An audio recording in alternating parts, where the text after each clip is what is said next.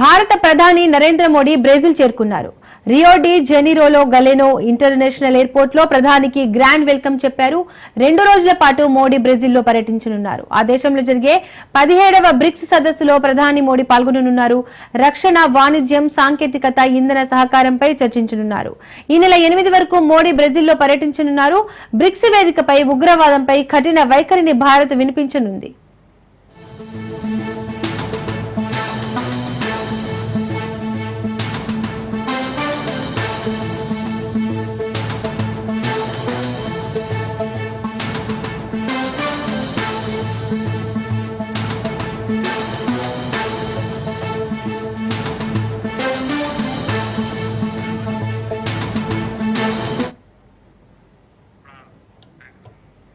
భారత ప్రధాని నరేంద్ర మోడీ బ్రెజిల్ చేరుకున్నారు. రియో డి జెనీరోలో గలెనో ఇంటర్నేషనల్ ఎయిర్పోర్ట్ లో ప్రధానికి గ్రాండ్ వెల్కమ్ చెప్పారు. 2 రోజుల పాటు మోడీ బ్రెజిల్లో పర్యటించనున్నారు. ఆ దేశంలో జరిగే 17వ బ్రిక్స్ సదస్సులో ప్రధాని మోడీ పాల్గొననున్నారు. రక్షణ, వాణిజ్యం, సాంకేతికత, ఇంధన సహకారంపై చర్చించనున్నారు.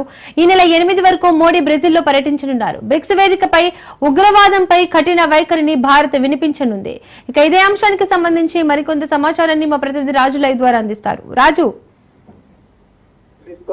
ప్రధాని నరేంద్ర మోదీ 2 రోజుల పర్యటన నిమిత్తం బ్రెజిల్ చేరుకున్నారు. నిన్న సాయంత్రం అటు అర్జెంటీనా నుంచి బ్రెజిల్ చేరుకున్నటువంటి ప్రధానికి బ్రెజిల్ అధ్యక్షుడు ఘన స్వాగతం పలికారు. అక్కడ ప్రధాని నరేంద్ర మోదీకి ఘనమైనటువంటి స్వాగతం లభించింది.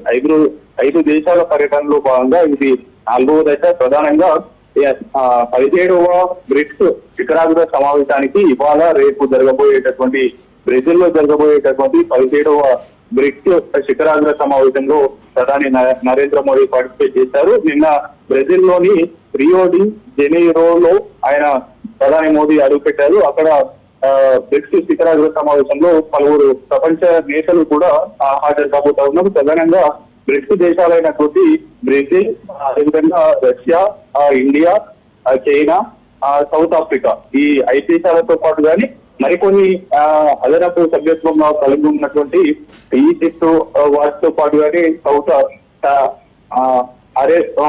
వివిధ కీలక దేశాలు కూడా ఇందులో భాగస్వామ్యం అవుతున్నాయి. అయితే అటు బ్రెజిల్ అధ్యక్షుడు ఆహ్వానం మేరకు ఈ 2 రోజుల పర్యటన అనంతరం బ్రిక్స్ సమావేశాలు ఇవాళ రేపు జరగబోతా ఉన్నాయి. ఆ తర్వాత బ్రెజిల్లోని ప్రధాని నరేంద్ర మోడీ ఉన్న నేపథ్యంలో ఈ సమావేశాన్ని ముగిసిన అనంతరం బ్రెజిల్ అధ్యక్షుడి ఆహ్వానం మేరకు బ్రెజిల్ రాజధాని అయినటువంటి బ్రెసిలియాకు మోదీ పర్యటనకు వెళ్తారు. ఆ సందర్భంగా పలు కీలక అంశాలు కూడా చర్చకు వచ్చేటటువంటి సమావేశం అయి పలు కీలక అంశాలు చర్చకు వచ్చేటటువంటి అవకాశాలు ఉన్నట్టు తెలుస్తా ఉంది. మరోవైపు కీలకమైనటువంటి ఈ యొక్క సమావేశంలో కూడా అనేక ద్వైపాక్షిక వాణిజ్య వాటితో పాటు కానీ రక్షణ కీలకమైనటువంటి ఖనిజ, ఔషధ, ఇంధన, మైనింగ్ రంగాల్లో సహకారాన్ని పెంపొందించుకునేందుకు ఈ యొక్క బ్రిక్స్ 17వ శిఖరాగ్ర సమావేశం అత్యంత కీలకం కాబోతా ఉంది. అయితే ఈ యొక్క పర్యటనలో భాగంగా ఇవాళ బ్రిక్స్ సమావేశాలకు ఇవాళ రేపు ప్రధాని నరేంద్ర మోదీ బ్రెజిల్లో పర్యటిస్తూ ఆ యొక్క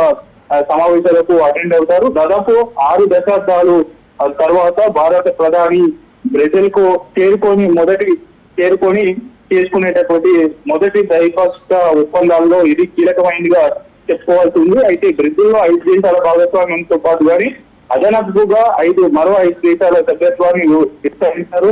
అందులో ప్రధానంగా Egypt, Ethiopia, Iran, Saudi Arabia, UAE దేశాలు కొత్తగా ఈ బ్రిక్స్ దేశాలకు అదనపు సభ్యత్వంగా విస్తరించినటువంటి పరిస్థితి అయితే ఉంది.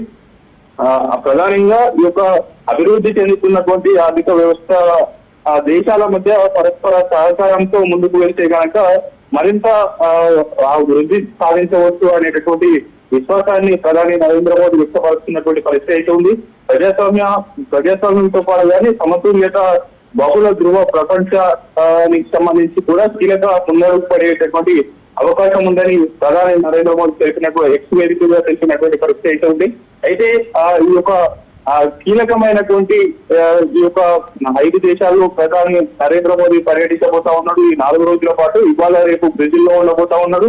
ఆ తర్వాత ఆయన చివరిగా తన పర్యటన ముగించుకునే ముందు చివరి దశలో కూడా ఆయన నబియాను నమీబియాను సందర్శిస్తారు. అక్కడితో ప్రధాని నరేంద్ర మోదీ ఈ యొక్క 4 రోజుల పాటు పర్యటన ముగిస్తుంది. ఈ 2 రోజుల పాటు మాత్రం బ్రెజిల్లోని అత్యంత కీలకమైనటువంటి 17వ బ్రిక్స్ శిఖరాగ్ర సమావేశంలో ఆయన పార్టిసిపేట్ చేసి కీలకమైనటువంటి ఖనిజం, అదేవిధంగా ఇంధనం, ఔషధం ఇటువంటి కీలకమైనటువంటి ద్వైపాక్షిక ఒప్పందాలతో మరింత భారత్ ముందుకు వెళ్లేందుకు, అదేవిధంగా అభివృద్ధి చెందుతున్నటువంటి దేశాల పరస్పర సహకారంతో ఆయా దేశాలు మరింత ముందుకు వెళ్లేటటువంటి అవకాశం ఉందనేటటువంటి విశ్వాసాన్ని కూడా ప్రధాని నరేంద్ర మోదీ వ్యక్తపరుస్తున్నటువంటి పరిస్థితి అయితే ఉంది.